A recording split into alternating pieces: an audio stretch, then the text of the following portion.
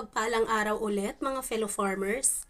Sa nakaraan naming post ay pinakita namin ang mga hatchlings ng mga hito natin. Yun ang tinatawag nating sac fry. After nilang masipsip ang yolk sac, ito na ang yugto na magsisimulang lumangoy sa ibabaw ng tubig ang mga fry upang maghanap ng pagkain. Ito ang tinatawag nating swim up fry stage. Ang timing ng first feed ay critical din. Initially, ang mga fry ay lalangoy pataas para i-inflate ang kanilang air bladders. Mahalagang ipagpaliban ang unang pagpapakain hanggang sa karamihan ng isda o more than 50% ay maliit na yolk na lamang ang nakikita. Ang pagpapakain ng masyadong maaga ay hindi advantageous sa mga isda natin. Great rule of thumb para sa lahat ng mga yugto ng buhay ng ating mga isda ay ang pagpapakain lamang ng hanggat maaari nilang kainin sa loob ng 1 minuto.